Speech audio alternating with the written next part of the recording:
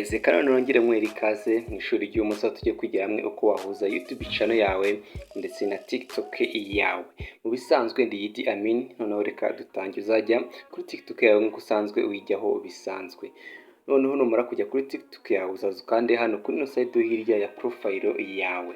Hano ubona ngiye gushyira agafresh. Nurangiza kuwakanda uzaza kananditse edit profile, nurangiza kuwakanda uzabona hano handitse ishusho, nurangiza uze uhitemo hano handitse ubona handitse ishusho, handitse Instagram cyangwa YouTube. Na Instagram ushaka wayongera byo tuzabyiga ubutaha. Uzakanditse na YouTube channel, numara gusanga handitse YouTube channel zahita biguhungukiza kuri email usanzwe ufite muri telefone. Noneho uzahitamo ya email ufite muri telefone ya YouTube channel ushaka guhuza na TikTok. Mbibutse ko bituma ubona aba subscribers, ko umuntu ushobora kuba yagukurikira kuri TikTok kanagukurikira no kuri YouTube channel yawe ukabasha kwinjiza amafaranga.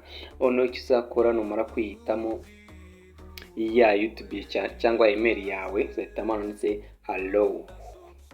Mara gukanda handitse hello uzahita wisanga ko uzahita kuri profile yawe ya TikTok. Bigufashe kuba buri muntu wese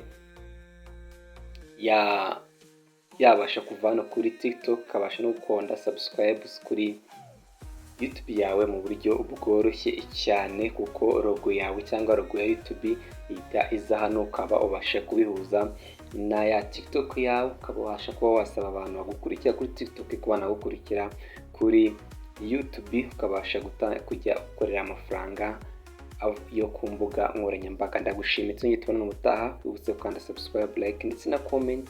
Ufite ikibazo twandikiye kugira ngo ubutaha tuzagufasha. Bye.